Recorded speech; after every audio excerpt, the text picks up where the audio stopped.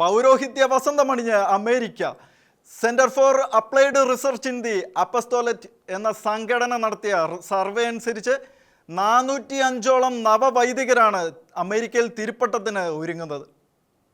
ആഗോള കത്തോലിക്ക സഭ ജൂബിലി വർഷമായി കൊണ്ടാടുന്ന ഈ വർഷം അമേരിക്കയിൽ തിരുപ്പട്ടം സ്വീകരിക്കാൻ 405 നവവൈദികർ ഒരുങ്ങുന്നു. ഇതിൽ 80% പേരും രൂപതകളിലെ ശുശ്രൂഷയ്ക്കായാണ് നിയമിക്കപ്പെടുക.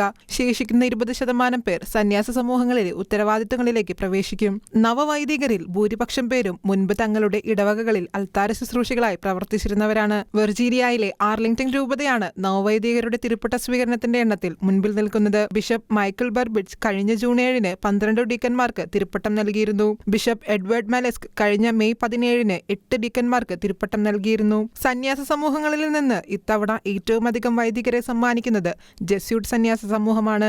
4 US പ്രവിശ്യകളിലായി 18 ജെസ്യൂട്ട് വൈദികരാണ് പൗരോഹിത്യം സ്വീകരിച്ചത്. ഡൊമിനിക്കൻ സമൂഹത്തിൽ നിന്നുള്ള 9 നവവൈദികരാണ് ഈ വർഷം തിരുപ്പട്ടം സ്വീകരിക്കുന്നത്. ഇതിൽ 7 പേരുടെ തിരുപ്പട്ട സ്വീകരണം ഇതിനോടകം വാഷിംഗ്ടൺ DC-യിലെ നാഷണൽ ഷ്രൈനിലെ ബസലിക്കയിൽ നടന്നു. സിഡ്നി ആർച്ച് ബിഷപ്പ് ആന്റണി ഫിഷറിന്റെ മുഖ്യ കാർമ്മികത്വത്തിലായിരുന്നു തിരുപ്പട്ട സ്വീകരണം. 195 രൂപതകളിലായി 66 ദശലക്ഷത്തിലധികം കത്തോലിക്കരാണ് അമേരിക്കയിലുള്ളത്. International desk, Shekinah news.